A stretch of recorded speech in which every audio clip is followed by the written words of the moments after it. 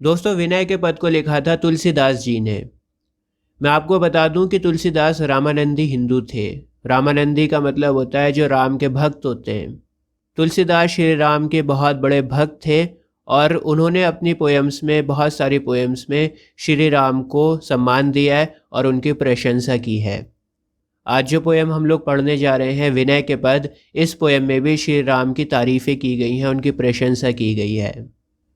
और ऐसा इसलिए है क्योंकि मैंने आपको बताया कि तुलसीदास रामानंदी थे, यानी राम के भक्त थे। तो चलिए शुरू करते हैं और बहुत ही आसान लैंग्वेज में आपको पूरी पोएम समझाता हूँ। ऐसो कौ उदार जग माही, बिनु सेवा जो द्रवे दीन पर, राम सरस कोई नाही। जग का मतलब होता है दुनिया, संसार। द्रेव कहते हैं दयालु को। तो पोएट कहते हैं कि इस पूरी दुनिया में कौन इतना दयालु है जितना दयालु श्री राम है। मतलब बोलना चाह रहे हैं कि श्री राम जितना दयालु इस पूरी दुनिया में कोई भी नहीं है। श्री राम सबसे ज़्यादा दयालु हैं इस पूरी दुनिया में। जो गति जोग बिराग जतन करी, नहीं पावत मुनि ज्ञानी। सो गति देत गीत सबरी, कह प्रभु न बहुत जी जानी।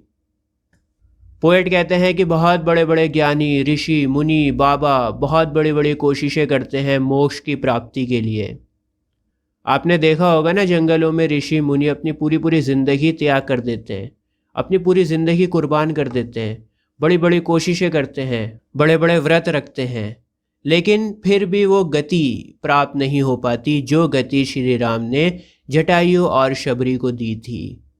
मैं आपको थोड़ा सा जटायु और शबरी के बारे में बता देता हूँ, उसके बाद इन दोनों लाइंस का मतलब और भी ज़्यादा आसानी से आपको समझ में आएगा। पहले मैं आपको जटायु के बारे में बता देता हूँ। जटायु दोस्तों इस तरह का गिद्ध था। जब रावण सीता जी का अपहरण करके लेके जा रहा था उन्हें, तब जटायु ने रावण को रोकने की कोशिश की थी, पर रावण ने जटायु के पंख को काट दिया था। इसके बाद जटायु ने श्री राम को रावण के बारे में बताया था और बताया था कि रावण सीता जी को दक्षिण की ओर लेकर गया है। तो जटायु ने श्री राम को बताया था कि रावण सीता जी को उठा के लेके गया है और श्री राम को डायरेक्शन बताई थी कि किस डायरेक्शन में रावण गया है सीता जी को लेकर। अब मैं आपको शबरी की कहानी बताता हूँ। देखिए, शबरी की जब शादी होने वाली थी ना, तो उनकी शादी में हज़ारों जानवरों को लाया गया था बलि चढ़ाने के लिए। शबरी ने जब देखा कि इतने सारे जानवरों की बलि चढ़ेगी मेरी शादी पर, तो उन्हें बड़ी घबराहट होने लगी, बड़ी बेचैनी होने लगी। तो वो अपनी शादी से एक दिन पहले अपने घर से भाग गईं। इसके बाद वो ऋषियों की सेवा करने लगी, और सेवा इस तरह से ऋषियों की करती थी कि ऋषियों को उनके बारे में पता नहीं चलता था। ऋषियों का रास्ता साफ कर दिया करती थीं, कांटे हटा दिया करती थीं, पत्थरों को हटा दिया करती थीं रास्ते से। लेकिन एक दिन एक ऋषि थे, ऋषि श्रेष्ठ, उन्होंने शबरी को देख लिया था और वो बड़ा खुश हो गए थे। और ऋषि श्रेष्ठ ने शबरी को अपने आश्रम में पनाह दे दी। ऋषि श्रेष्ठ ने कहा कि तुम आश्रम में श्री राम का इंतज़ार करो, श्री राम तुमसे मिलने ज़रूर आएंगे। इस तरह से शबरी श्री राम का इंतज़ार करती रहीं। रोज़ सुबह उठकर श्री राम का इंतज़ार करती थीं, आश्रम को साफ़ करती थीं और मीठे बेर लेकर आती थीं राम के लिए। बेर ख़राब ना हो, उसमें कीड़े ना हो, वो खट्टा ना हो, इसीलिए शबरी एक एक बेर को चख लिया करती थीं और चख कर जमा करती थीं बेरों का गुच्छा। एक दिन खबर आई कि दो नौजवान शबरी को ढूंढ रहे हैं। शबरी समझ गई कि श्री राम आ गए हैं। उस टाइम तक शबरी के ऊपर बुढ़ापा छा रहा था। वो फट से खड़ी हुई और श्री राम को लेने चली गईं और आश्रम में लाकर उनके पैरों को धुलवाया। श्री राम को पेड़ से टूटे हुए मीठे बेर खिलाए और लक्ष्मण को भी खाने को कहा। लक्ष्मण का झूठे बेर खाने का मन नहीं था। राम का मान रखने के लिए उन्होंने बेर उठा तो लिया था पर खाया नहीं। और इसीलिए मैं आपको बताऊं कि लक्ष्मण जब बाद में युद्ध में घायल हुए थे ना, तब बेर की संजीवनी बूटी ही उनके काम में आई थी। बहरहाल इतना लंबा मैं आपको नहीं समझाऊंगा, ज़रूरत भी नहीं है। तो इसीलिए शबरी की कहानी बहुत मशहूर है। उनकी कहानी इस तरह से मशहूर है कि शबरी ने श्री राम को झूठे बेर खिलाए थे। अब झूठे बेर क्यों खिलाए थे, इस तरह की मैंने आपको पूरी कहानी बता दी। तो यहाँ पर पोएट ये कहना चाह रहे हैं कि जो मकाम, जो ओहदा श्री राम ने जटायु और शबरी को दिया है ना, बिना किसी एहसान के, बिना किसी एहसान के जो औहदा दिया है श्री राम ने जटायु और शबरी को, वो मुकाम बड़े बड़े ऋषि मुनियों को भी नहीं मिलता। इतनी मेहनत करते हैं ऋषि मुनि, अपना सब कुछ कुर्बान कर देते हैं, फिर भी वो गति प्राप्त नहीं कर पाते जो गति जटायु और शबरी को श्री राम ने दी थी बिना कोई एहसान जताए। बात आ रही है समझ में? श्री राम ने जटायु और शबरी को इतना बड़ा ओहदा दिया है और कोई एहसान नहीं जताया। कितना बड़ा दिल था राम का। जो संपत्ति 10 शीश अरब करी रावण सी पहलीन ही, जो संपत्ता विभीषण के अति सचुक सहित हरि दीन ही। 10 शीश मतलब रावण, रावण के 10 सर थे ना। तो कहते हैं कि रावण ने जो संपत्ति अपने 10 सर को चढ़ाकर शिव से प्राप्त की थी, जिसमें रावण को इतनी मेहनत लगी, इतना सब कुछ किया उसने उस संपत्ति को बनाने में। 10 सर चढ़ाकर शिव से जो संपत्ति प्राप्त की थी, जो इतनी कीमती थी, इतनी बड़ी थी, वो संपत्ति श्री राम ने बड़े ही आराम से विभीषण को दे दी। राम इतने ज़्यादा दयालु थे। विभीषण रावण का सबसे छोटा वाला भाई था। तो पोएट यहाँ पर कह रहे हैं कि रावण ने जिस संपत्ति को प्राप्त करने के लिए इतना जोर लगाया, इतनी मेहनत करी, 10 सर चढ़ाकर शिव से प्राप्त किया, उस संपत्ति को बिना किसी हिचकिचाहट के बड़े ही आराम से राम ने विभीषण को दे दिया। इतने ज़्यादा दयालु थे श्री राम। तुलसीदास सब भांति सकल सुख जो चासी मन मेरो, तो बजू राम काम सब पूरन करी कृपा निधि तेरो।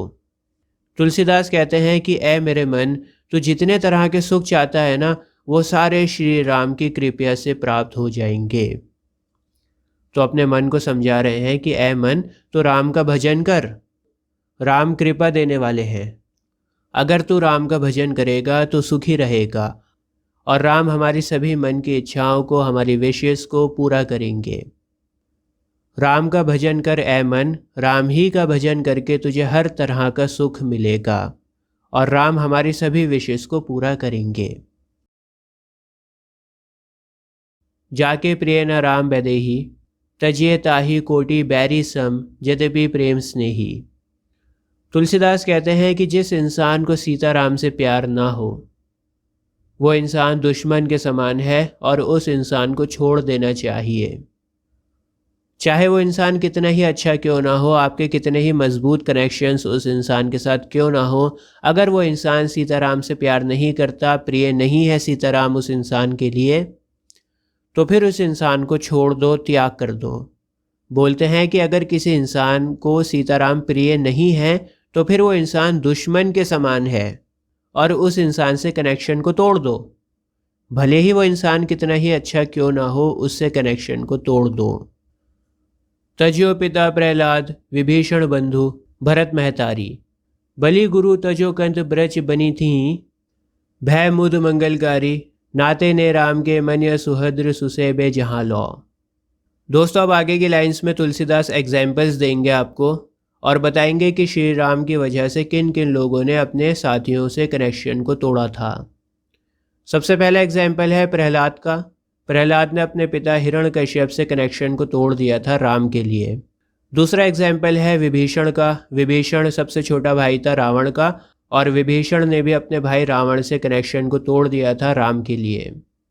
तीसरा एग्जाम्पल है भरत का। भरत ने भी अपनी माँ को छोड़ दिया था। चौथा एग्जाम्पल है राजा बलि का।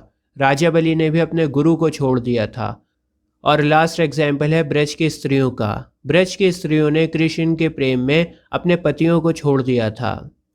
दोस्तों, मैं आपको बता दूं कि राम और कृष्ण दोनों विष्णु के अवतार हैं, तो इसलिए लास्ट में कृष्ण का एग्जाम्पल दिया है।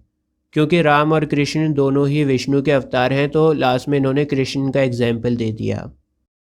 कहते हैं कि कृष्ण के प्रेम की वजह से ही ब्रज की स्त्रियों ने अपने पतियों को छोड़ दिया था।